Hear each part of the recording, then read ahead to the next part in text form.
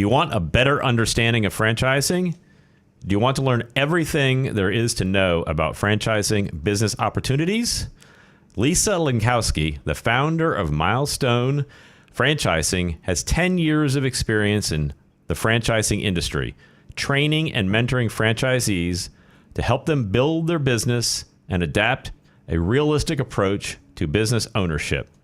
Today, she will help you feel informed and educated as she introduces a website where you can obtain monthly articles and view a TV show that interviews franchisees and franchisors. Additionally, you can take a free business assessment called Zoracle Business Profile. Thanks, Lisa. I appreciate you coming in. Franchising is huge because I know I'll just tell you a quick story. Back when I was very, very young and my father was involved in the space program. And back in the 60s and 70s, the space program was like, we went to the moon and then all of a sudden we didn't go to the moon. So guess what happens when you don't go to the moon after going to the moon? You have less jobs, right? So the whole industry had a contraction. And so he was like researching opportunity just in case he had to go out on his own. It never happened. So we never owned it. In fact, I remember this. He was like, oh my gosh, look at this franchise, McDonald's, $25,000. Can you believe they want $25,000 for a McDonald's franchise? Now, you might be able to quote us today, but I'll bet you $1 it's more than $25,000 right now. It's a bit more, Kurt. Well, thank you so much anyway, for having me. franchisees been around a long time, but now it's much more organized, right? There weren't company. He was doing all this research on his own, but it's a very different playing field now, which I think is better. So you want to tell us a little bit what you do and why you got involved and how you got involved in all this? Sure. Well, thanks for having me, Kurt. And yeah, it can still be the wild, wild west out there. That's why franchise advisors like myself exist, because we have this thing called Google. So everyone can go around and start clicking around and believe that they are an expert in understanding this world that encompasses over 4,000 franchise concepts out there. So now you're trying to figure out which one is right for you. Well, what are you basing that upon? Okay, well, I've got this amount of money. Well, now what are you basing it upon? I like to eat. I eat food, so therefore I'm going to have a food franchise. That's not a good reason to own a food franchise, Kurt. Well, good. I'd rather go to a food franchise than produce to own one. the food franchise. So Google is great because it has a lot of information, but Google does not have a lot of wisdom. Right. So I think that's information applied. So I think, yeah, I agree with you 100%. Is you become very dangerous on Google if you're not careful. Yeah. Well, and I liken it to people. Often the candidates that I have, they're corporate refugees. They're on their way out, either by force or on their own. And so, maybe they've had a drink or two, a cocktail or two, and they start tapping around on that internet. And now it just became that much more volatile and that much more dangerous, because now you're just tapping around and people are out there and they're like, oh yeah, I'll talk to you about this. Yeah, let's make it happen. And before you know it, something that could be really good has turned into your worst nightmare. And because you just don't know what you don't know. Yeah, I agree 100%, because every business is very, very different as far as like how it operates and how much, time, energy, what you have to know and what you have to implement, right? So there's like knowledge-based industries, and then there's ones that are like, maybe you're going to go build stuff. I mean, you're going to manufacture something. You're going to, serve food. I mean, there's just all kinds of different ways that you can earn a living out there, and they operate very different. A lot of business concepts are exactly the same. When it comes to implementing what you're doing, as far as your day-to-day, is going to be a very different experience as far as the owner goes. And I think it's important you understand what's it like to own this kind of business versus this kind of business versus this kind of business, right? Right. The execution and how it's all laid out. In the franchising world, there is something called a franchise disclosure document. It's an FDD. That was put into force by the Federal Trade Commission. And everyone always says, less government. But you can see and understand why these things are put into place, because once upon a time, when franchising was literally the wild, wild west, anyone could call themselves a franchise, and you had no idea what you were expected, and you had no idea what you were getting in return. There was no understanding of any of that. The FDD that every franchise business has to have, and they have to update it annually, gives you all of this ingredients, so to speak, of knowledge, of understanding what the expectations are, what this business is, what it is that they're going to provide for you. And I was just having this discussion with someone earlier today that I represent 500 franchises, and one of them, they don't have protected territories. And so they can put someone right in your territory. And I'm like, but that's the whole reason why you have a franchise, is because you want a protected area that no one else can come into.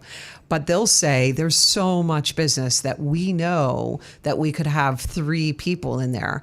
But that gets very confusing for your community, your local community, when you're both in there and you're both working. And you think that, oh, this person that's knocking on your door is the one that you've been working with all this time. And then you come to find out, oh, no, you're competing against yourself, basically, as a company, which is not really ideal. That's correct. That's correct.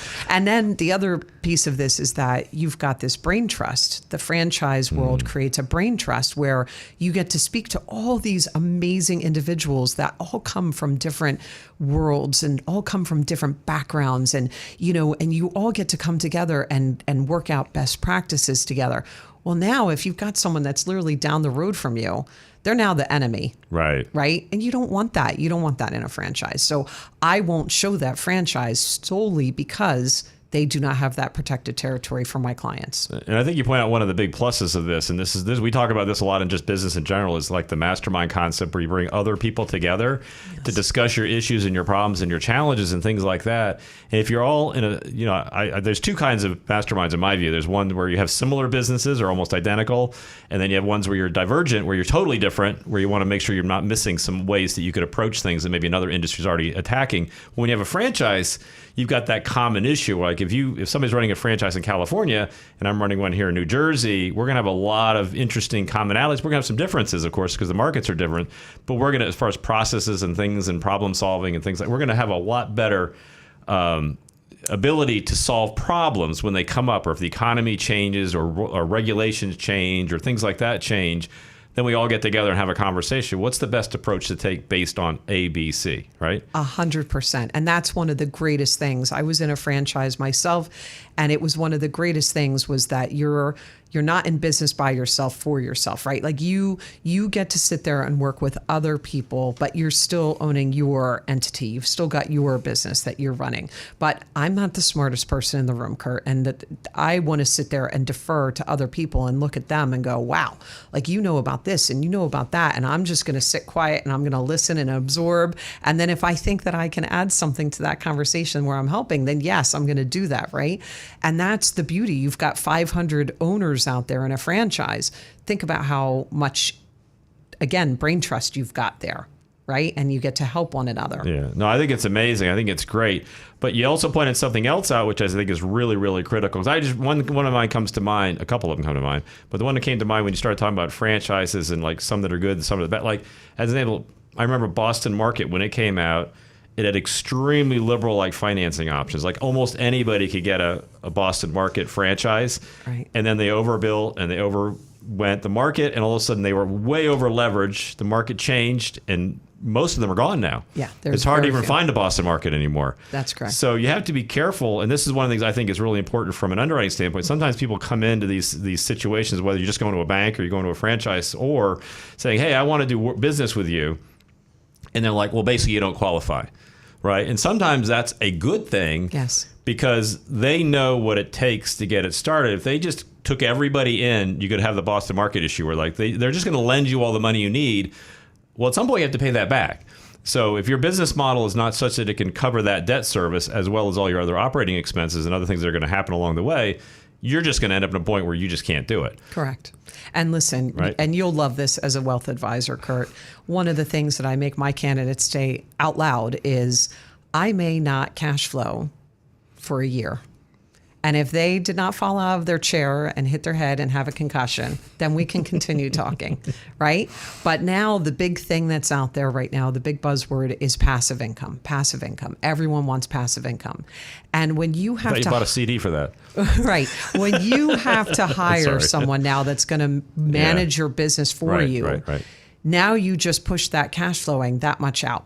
that much further. Right now, you're keeping your job and you get to still have your income coming in, but the business itself is going to be pushed that much further from allowing you to start seeing that income coming in. Right. And so understanding that, and that person is not going to be as vested in this business as you are as the owner. That's not going to happen. And then furthermore, what happens when that person decides to just quit overnight and they're just gone? And now you've got a corporate business and a corporate responsibility, and you're going, can I take a 3-month sabbatical, please, while I go try to run my other business? Like it's a lot. And you have to think of all of these things. It's chess, and you have to be a couple steps ahead. And if you're not, something that I look at franchising is something that can be incredibly amazing. And I am a product of having an amazing franchise business. But when it can go wrong, it can go really wrong, and it can take you down, take, bankruptcy, divorce, like the whole thing, because it's a really big undertaking. It's not something that should be taken lightly, for sure. No, I agree. And I think people don't realize just how much is involved. There's really, in my opinion, as far as owning a business, regardless of what status you're at, there's no such thing as a passive business. You still have to oversee it, and you still have to be ready to step in case something happens. We're going to take a quick break. You're listening to Master Your Finances. We'll be right back. Welcome back. You're listening to Master Your Finances. I'm here with Lisa Linkowsky of Milestone Franchising, and we're talking about really, franchising is awesome. I think it's an awesome concept because it takes away a lot of the years of research it literally takes. If you want to go do something on your own, one, the research of making sure something's going to work, and two, once you start any business, and speaking from experience, every business I've started, frankly, it's not a franchise, but it's a number of years before you really nail down the industry and kind of get it. And there's a lot of time and money and expense that goes into like learning this. I mean, you really, you're out there on your own, really. And so having a good franchisor, I can see that being an enormous accelerant as far as getting you down the road faster. So a lot of it really just depends on, do I want to do this all on my own and take 4, 5, 6 years to figure it out? Or do I want somebody else to kind of help me, and this may take me 1 or 2 years, and then what's the cost? So this is where it gets into like, should I franchise or should I do it on my own? Because you have a lot of businesses that are like, I mean, I'm thinking of like, people that pick up your garbage, right? Like 1-800-GET-JUNK or whatever. There's a lot of these. I mean, you think, well, that can't be so hard. I'll go get a truck and I'm going to go pick people's garbage up, right? Right. Well, you think, I mean, that's pretty basic, right? But there's a lot more to it. There's a back end. So can you explain to us like why some of these national franchises always seem to do better than like people trying to go out on their own and really one-off? Because there's a couple every reason that you just stated. So, you've got the mom and pops that are out there, and it's very fragmented. Let's say junk removal. It could be very fragmented, and they're inundated with calls. They don't have great marketing or any marketing at all. Maybe, they just started kind of creating something, and then it took off, and they started having clients. But then people are calling them and they're not returning the phone call because they don't have the bandwidth. They don't have that professionalism. So there's just all of it from soup to nuts. When it's a franchise, that's all figured out. You've got a logo, you've got a branding, you've got the colors, you've got the name, you've got everything figured out. You have maybe a call center, so your calls are being taken 24 hours a day, by someone that's professional. I've had contractors that, talk about a fragmented industry, contractors where they were writing an estimate for me on literally a napkin. And I'm going, okay, but you were the only person that called me back. So I guess I need to give you the business. Like, are they bonded? Like, you don't even know, do they have insurance? Like, so many of those things where when you have something that you've seen around, there's an instant familiarity and an instant you feel more confident that they're going to do the job and they're going to do it well. And you would feel confident to then recommend them to other people, right? That's really what it all happens. And then they also figure out the marketing piece, and they do your SEO for you. And, you start popping up in all the spiders in Google, and, and it's all the same. And it's all that unique familiarity where if you're in Utah versus New Jersey versus, Florida, it's that same thing. So you go, oh, I know who to call because I had a great experience, and I know that they're going to do the same thing for me in this state as well. Right, because they, as you point out, they put a structure in place, Right. and they've got a nice flow. Basically, the flow of how the business is supposed to go. And it's interesting. You point out a couple of things. Contractors are famous for not calling people back. Now they may be the greatest person at hammering a nail or sawing wood and putting stuff together, but they're different skill sets. Correct. They're very different skill That's sets. correct. So you can be really good craftsperson, but not necessarily A good business person. but not necessarily a good business Yes. person. And I know it's interesting you brought up insurance, because I always, before anybody does any work around our house, I always require insurance, obviously, because of what I do. Right. And they look at me, and most of them, I would say almost everyone looks at me like, 9 out of 10, I will say, look at me like what are you talking about? Right. I go, call your insurance agent. Here's my name. Here's my address. Have them add me as a loss payee, and have them send me over the certificate of insurance before you come out and start ripping my house apart. Right. Because if you die or get hurt, worse, then I want to know that you're covered and I'm protected. And when you get into the franchise things, what they do that you point out is they have rules and requirements That's correct. that they have to follow. Otherwise, they're going to lose their franchise. That's correct. So you have another layer of protection. Right. They're going to tell you exactly what type of insurance that you have to have, what the limits are. Like, they tell you all of that. Right. Everything is written out. And another point that is really important is that in the franchise world, let's go to the contracting space, because the home services space is it's a very popular space to be in. They're not expecting a corporate executive to go climb a ladder and start cleaning out gutters or painting or doing whatever it is. You're hiring for that, right? And to your point, that painter or that HVAC person or whatever it is, they don't necessarily have that business skill. So now you put the two together, and now you've got a strong business, because you've got the business person, and now you've got the person actually doing the work. And now you put it together, and now you've got that business, and it's working well. And I think another thing that if the people really think this through, if I'm the craftsperson, and now you take all that other administrative stuff off my back, I'm going to have a lot more time and energy to go out and actually do the projects. So I'll probably be doing a lot more projects than I would have if I had to go home and do the paperwork that I probably would hate to do anyway. It would be like pulling teeth for me. I don't really want to do that part of the job. And that's in any business. I mean, you're always talking about how you have to offload those tasks that aren't your highest and best use. Yep. Well, franchising almost kind of builds that in and says, well, what do you like to do? And what are your skill sets? And then somebody like yourself comes in and says, okay, well, based on what your skill sets are and what you like to do, here are some opportunities where I can kind of plug you into a system where all these other things have already been figured out for you. Is that 100%? Is that kind of the way it works? 100%. And Okay. same thing in the medical field. Think about dentists. Think about anyone that's in the medical field. They don't want to deal with the insurance. They don't want to deal with all that stuff.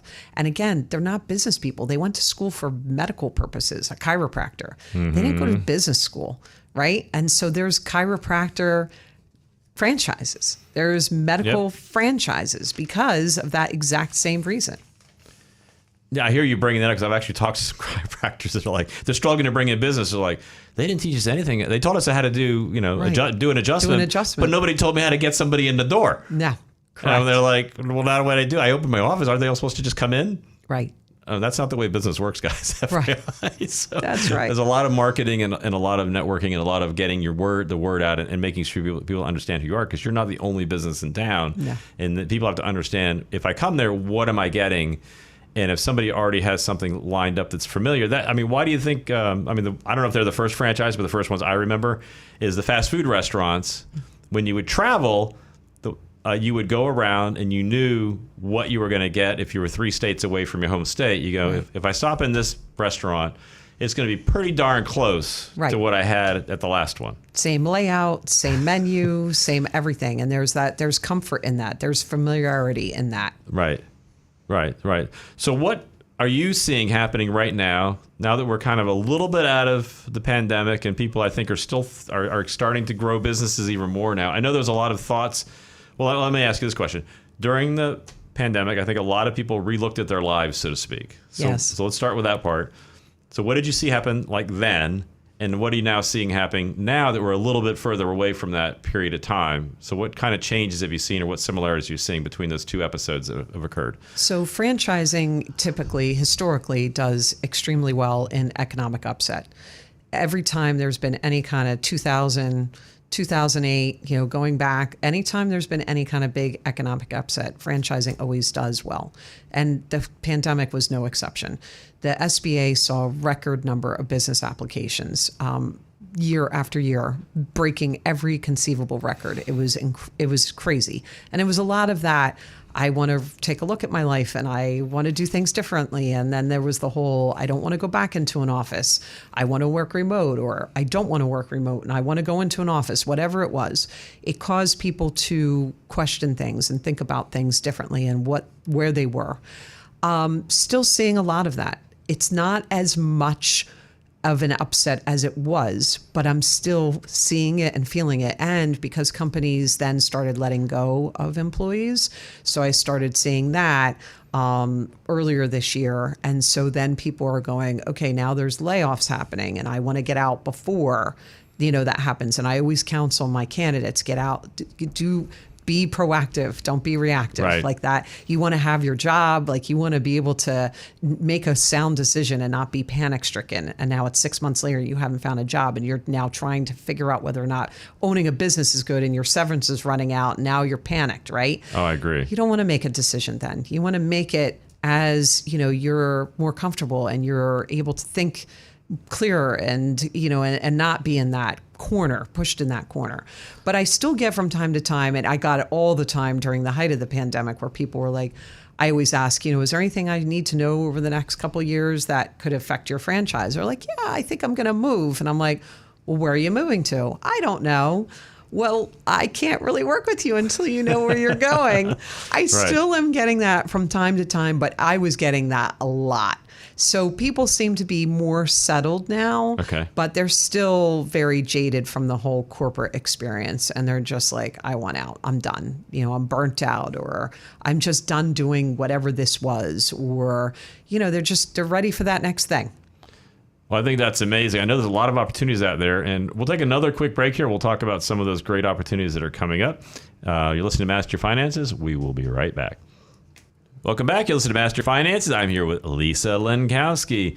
And before the break, we were talking a little bit about how more people, like a lot of people, they rethought their work-life balance, et cetera, during the pandemic because they were home with their kids, their family, whatever. And they're like, hey, maybe I want to spend more time at home. Maybe I don't want to go in and commute 2 hours a day each way and this kind of stuff. So they started rethinking these things. And so some people got into franchising, which is great. And I think one of the things that I would say, just knowing it as a small business owner, there are a lot more tools available to small businesses now that were really exclusively available only to big businesses. Right. So I think when you combine the franchise world where you've got a large scaling operation, when you're talking about the back office aspect of things, I would suspect it makes it a lot easier to step into a new business than it used to be. Not that it's easy, right? But at least you feel like the structure is there to kind of help you along the way. Where they're going to. Let's talk about the training a little bit, because I know when they get into this, like you go to a franchise, and it's really kind of a two-way thing. Why don't we talk about that a little bit? Like, if I'm going to do a franchise, take me through that screening process. Like let's say I'm coming. Let's say I'm an IT guy, as an example, and I got laid off. So my skill is coding and IT, and I know how to do all this fun back end stuff. But I'm thinking maybe I need to get into some kind of business that connects with my expertise, and maybe I want to be a little bit more on my own and sell my own services. So what kind of process would you kind of walk me through to help me understand, well, maybe what would I do, or what would I maybe stay away from? Wow, that's a big question, Kurt. So as a franchise consultant, what I'm going to do is ask a whole bunch of questions of my candidate. And all right, you got 3 minutes. Yeah, and talk to them about all the different things that are helpful to me, because this is really, it's almost like putting together a puzzle. And I'm putting together the puzzle, and every single answer that they give me helps me to put that puzzle more together and more into place. And then I give them something, and you alluded to it when you introduced me, called a Zoracle assessment. And the Zoracle assessment is specific to franchising. And it is a business assessment akin to like a DISC assessment that's out there in the caliper, but it's specific to franchising. And it will actually show whether or not someone has a strong sales acumen, what their overall business acumen is in all different areas. of finance and marketing and HR and leadership and what their values are and their culture. And so all of that put together, then asking questions about, of course, their finances. And if someone is sitting on $5 million and they only want to part with 50,000, well, I need to know that because Right. I represent concepts that run from $10,000 to $6 million.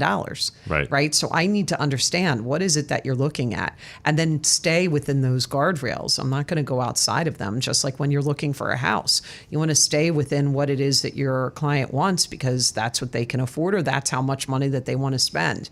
So putting all of that together, then going through all of that with them, start to really formulate now out of those 500 concepts. Okay, now I'm down to, 5, 6 concepts that I'm going to introduce them to. Then I go through an overview and I show them a 10,000 foot overview of each concept that I have in mind for them.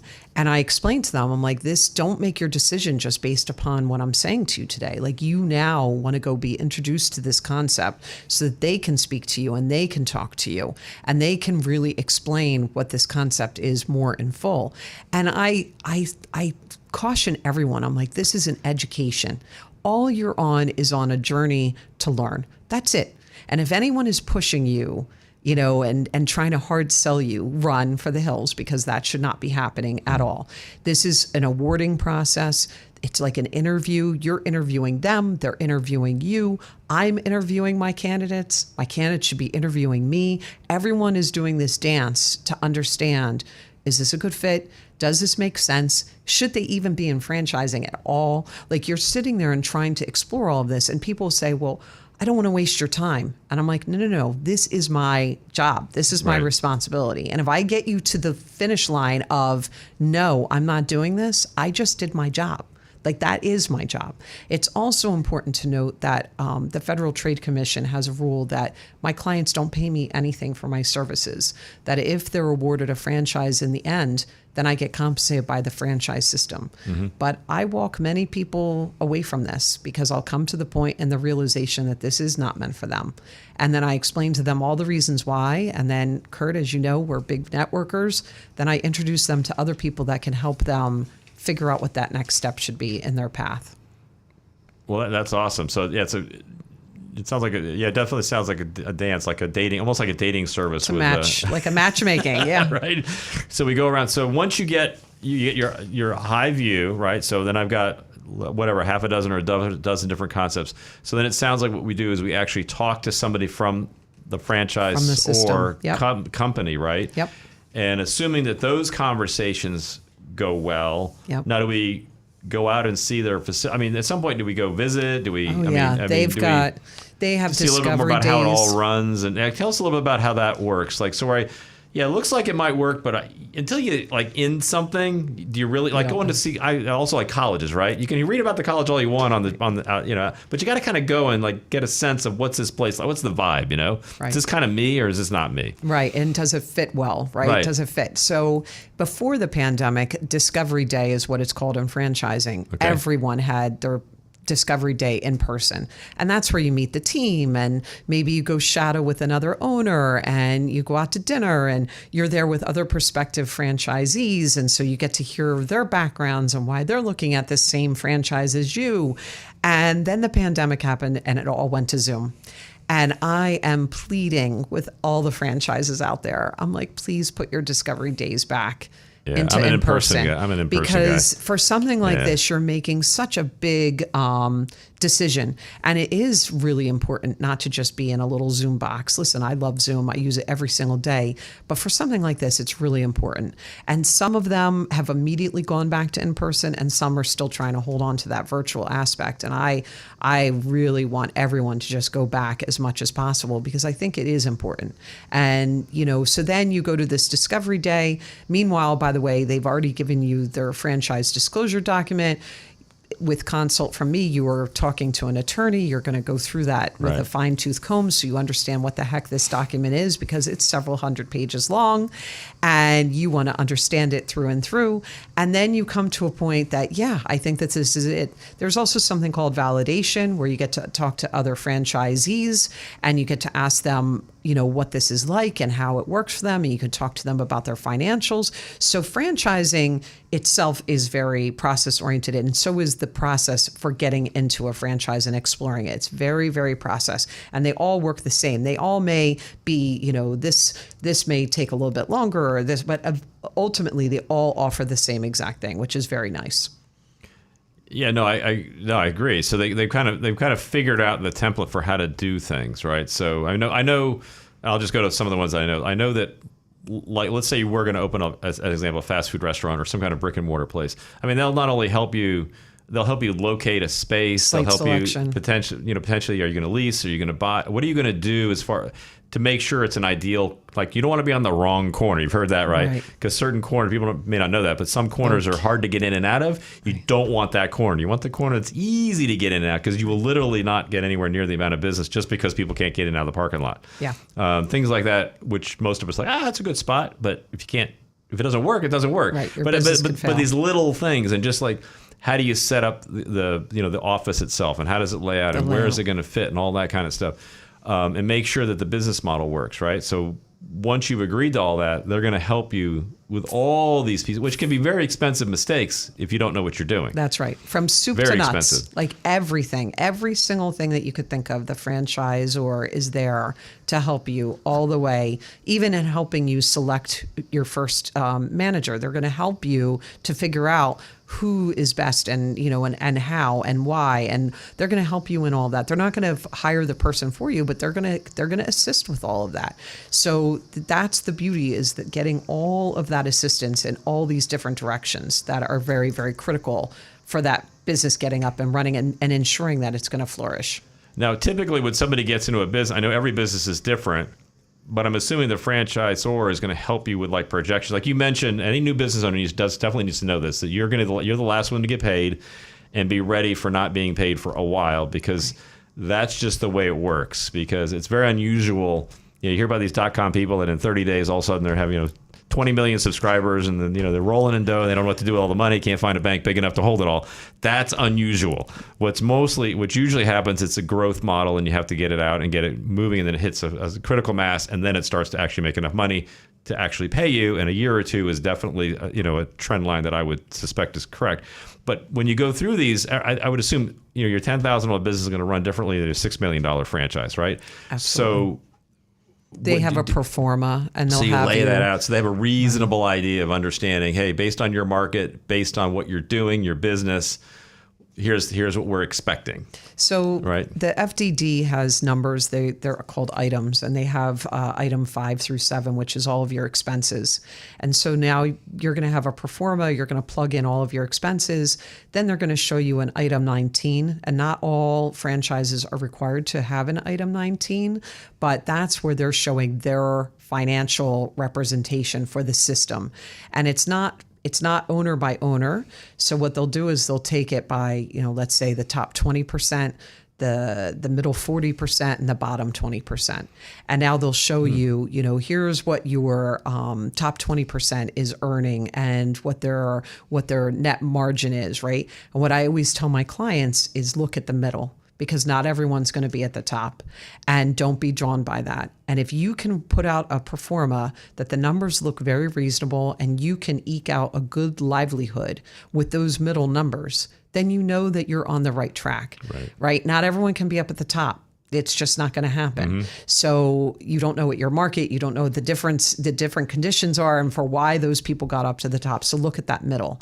And then when you do validation and talking to the owners and validating what their numbers are, and what were the mistakes that they made, and what would they suggest, and did they have to spend more on any of these areas than what was shown in item 7, the item 5 through 7, and why? Oh, I have to spend $1,500 more on marketing per month, and I had not expected that. Any of that kind of stuff, so that you can fill in your pro forma and put in those worst case scenarios. They'll often show, we're on the East Coast. You cannot compare what a lease is going to be, again, in Boise, Idaho, compared to the East Coast. You can't do that. So you got to do apples to apples, right? So you want to talk to someone on the coast, either west or east, so that you start to frame this. And now that gets you to see a better picture and a better vision of what this business is capable of doing. Awesome. That's awesome. We're going to take another quick break. You're listening to Master Your Finances. We'll be right back. Welcome back. You're listening to Master Your Finances. I'm here with Lisa Linkowsky, and we're talking about franchises. And so I like the idea they have this new FDD thing, which was not around when my father was like doing this in the 70s. So that's cool that they actually have to have some kind of disclosure information. I think it's really beneficial. So it's nice to get a sense of like what's going on with some of their, best franchisees as well as their average, and then maybe the ones that aren't so and so good. And that could be simply, like you said, a location, or of course everybody manages things a little bit differently than other people. But so once I start this, I know some of the people I know, especially like the ones I can think of, McDonald's, like they buy one and then they're doing really, really well. And it's almost like they almost have like preferential treatment because they've done one, or maybe it's just that they go, well, maybe I should do another one, right? So what do you think if somebody gets involved in a business, should they do more than one, or should they just, one's good? So there's something like 750,000 franchise units out there, Wow. and 53% are multi-unit owners, meaning that they own more than one location or more than one territory. Okay, so it's a home-based business. You've got one territory, now you expand to the second territory, then you might expand to that third. So over half are multi-unit business owners. Wow. The idea behind franchising is scalability. That's the whole idea. So when someone comes to me and they say, I want to own one poke bowl concept or acai bowl concept, I said, well, then you're buying yourself a job, because you're not buying a business. That's not what this is meant for. And especially in the food service industry, the margins are so slim, it's very difficult. And so in order to really get to those unit of economics that are really strong, you're talking about now owning 10 of those suckers. You're not talking about one, it's 10, right? Wow. So your local Dunkin' Donuts operator, they own minimum 10, and many of them own the land that it's on. That's so now a lot it's of donuts. I know. And now it's a real estate play, right? Right, So you've got absolutely. the real estate play. Yeah. And now you can move your staff around because they're all within a tight space. So if you need Angela to go over to that location, you can, because you've got that capability. And then you've got, one regional manager or district manager or whatever. And now you're consolidating all those services, but they all run the same. So everyone knows what to expect at all of them, right? So you don't have to retrain for that location over there versus over here, right? It's all the same. So the idea of franchising is that scalability. Now, having said that, I am so disgusted when a franchise system starts trying to talk to my client about a 5-pack, they're called, or a 10-pack right out of the gate. I'm always working on a 6-pack. And, right? Totally different, right? Very different? Okay. Different pack. But Okay, all right. I caution my clients about that. I'm like, listen, you are going to start with one. Right. And then you want to see how that goes. And then you want to see, okay, it's going well. I'm doing well, and things are going. I've got my processes in place and things are going well. And I feel confident that I could open up a second. Now, the tricky part of that is that someone could have come along and bought that second territory right by you, out from underneath you. That's the risk that you're going to take, right? Right. Or you go, okay, then I buy a different franchise. Now, in the franchise model, they want you to stay within the same system because what we just talked about, that it's so much easier for you to scale because you already know what it is and you don't have to relearn now something else. But you can also diversify, just like, you have your clients diversifying their portfolio, right? Same thing. So I always tell people, walk before you can run. Right. Now if you've got someone who's very savvy and they know what they're doing and they've got the investment in place to handle this out of the gate, fine. No problem. Then they can look at multiple units because they're going to have the infrastructure in place. But someone who's just leaving corporate America and they're biting their fingernails down to the nub because they're so terrified, they're not looking at a 3-pack or a 5-pack or a 10-pack, right? Like you want to get them in, you want them to do well, and then you want them to continue on. I agree. That's the old adage: test small, roll out big. Yes. Once you've got the process nailed down and you figured it out yourself, then it's easy. It's actually really easy to scale. Well, not easy, but it's far easier to scale it up once you've kind of got the process nailed down. And then it's like, okay, just repeat. Just keep doing what we've been doing. Just do it on a larger scale and put the people in place to handle that additional volume. I couldn't agree more. So another thing. So you brought up the 53%. When you're looking at the franchise thing, can you find out how many of these owners in their current system already have multiple units, or Yes. is that they will tell you that? Oh yeah, absolutely. And in fact, that's one of the questions. So if that's a high number, then Right. that would be to me that would be a positive. If Right. your average person owns 2 to 3 as Yes. opposed to 1 to 2, I'm thinking the 2 to 3 one might be, they must be doing pretty well if they Yes. keep adding different units, right? Absolutely, it's one of my first questions when I talk to a franchisor is how many units do your operators have up and running, because Up and that's running. critical. Okay. Right, because if they just say they own, that's not the same thing as right. up and running. And so if they say 2.5, I'm like, oh, that's great. That's Yeah. really good. I like that. Like, that's really good. But there are some concepts that I represent where you scale within your territory. And so when we go back to that home services, where the way that you scale is now putting more vans out, you still have your territory, but Okay. that territory could be quite large. And now it could it could withstand 3 to 5 vans running around out there. Oh, I see. So Okay. now your scalability is defined by how many vans you have up and running, right? Okay. And you can get that business going. So that's also interesting as well. Oh, I wouldn't have thought of that. So yeah, it's like, I'm thinking of several franchises where they drive out, they have cars or vans or units, right? So those are each added to that, right? Right. So and instead of going into different territories, living territories, you're just scaling within your designated area that you signed up for from the very beginning. But there's so much business to be had that you can build within your area. okay, so the question I think some people are going to ask is, all right, well, the franchise is I'm not doing this for free, right? So you're paying the fee up front. So generally, how is the franchise compensated in a way that's aligned with the franchisee? Because they want to be working together a little bit, right? So, I would right. hope there's an alignment where we both want to be going in the same direction. So this is these are called royalties. Okay, Kurt, and there you go. You'll have people that They sound like Kevin O'Leary. Yes. Yes, Shark Tank. Yeah, yes. exactly. So you'll have people that they get into their franchise and they figure everything out and they're doing great and they're humming along, and 2 years later they have to write that check. Yeah. Not physically, but they see Right. it come out of their bank account and they cringe and they get angry and they start complaining and they go, ugh, I can't believe I have to pay this amount of money. I could do this myself. Well, no, you didn't. Right, And I exactly. tell my candidates this all the time. Someone else created this concept that you then stepped in. You had the privilege of coming in and helping to create your business based upon someone else's blood, sweat, and tears. Right. So do not sit there down the road and go, well, I hate that I have to pay this fee every month because, I could do this with my eyes closed, because you didn't. And so, you're going to pay a VIG back to that franchisor. We're in Jersey, Kurt, right? Okay. Right. So you're going to pay that fee Right. back to them Right. because that's what they get as part of creating this business model, for sure.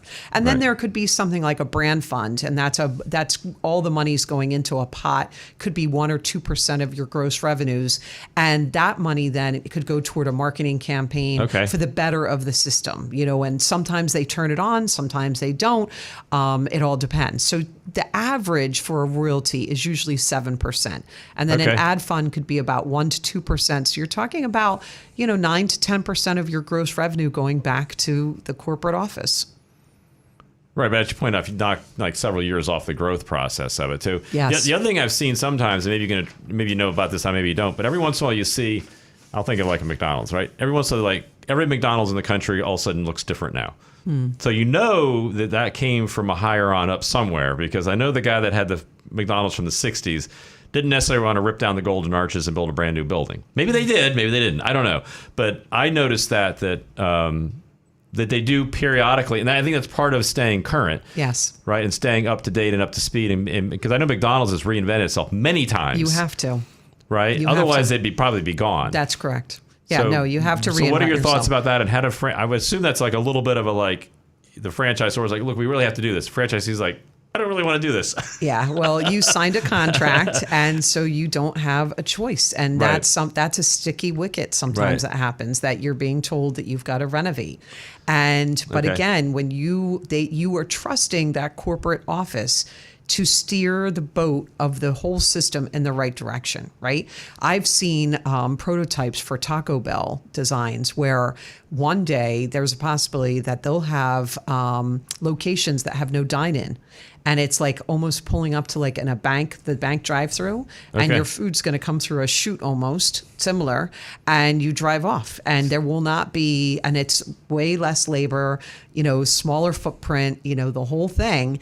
I've seen prototypes for that already. Sounds like the old photo mats that I used to go get my Yes. pictures taken. Yep, and you go and hand you your The bag, one, and the off one you little go. person sitting there like handing you your pictures. Oh, Yeah. So yes, that is Subway has gone through a lot of issues with their franchisees because they keep reinventing themselves Right. and they keep making changes, and sometimes the franchisees are like, I don't. is there I a don't agree with this. conversation that happens? I know we're running. I mean, do they just say, "Hey, you have to do this," or do they say, "Hey, franchisees, what do you think's going on?" I mean, do they ever? They don't really do it that way, or they do their own research. It's from franchise system to franchise Because system. I would think that they'd want. I mean, I would want Feedback. I want feedback, like what's Right. working and what's not working. I know that like a McDonald's will test things, like let's try this product Right. over here and let's see if it works. You let us know how it works, Yeah. and then if it works great, we'll roll it out everywhere. Collaboration is critical for a successful system always. Okay. But sometimes when you get private equity involved, Okay. and that's a whole nother conversation Okay. for another day. Maybe another show. Yeah, it becomes less and less where they get Okay. input from those franchisees. It can be. All right. Any final words of wisdom about franchising before we head out? I think that we have covered a lot for your audience to really, dip their toe into understanding a little bit more of what can be a murky space for people, or where they just don't understand it.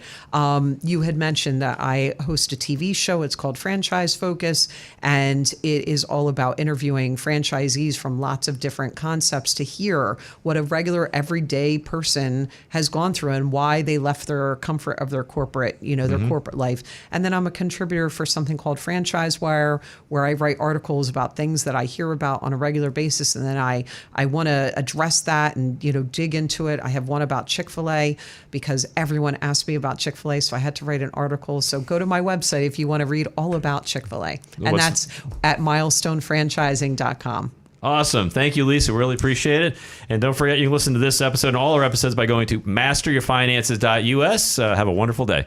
Master Your Finances on 107.7 The Bronx is underwritten by Certified Wealth Management and Investment Princeton. In a society that runs on money, you need to know and understand what's happening with yours. Certified Wealth Management and Investment will guide you on the path to financial well-being and show you how to make your money work for you. Kurt Baker, a certified financial planner professional, will work with you to establish a detailed, goal-based plan that will accommodate your financial needs and exceed your financial expectations. Kurt will also help you navigate the often confusing world of retirement, Medicare, insurance, and more. CWMI is a registered investment advisory company focused on personal financial planning, as well as small business planning, estate planning, and several other fee-based and non-fee-based services. For more information on how to reach your financial peace of mind with Certified Wealth Management and Investment by phone, it's 609-716-4700 or online at cwmi.us. That's cwmi.us.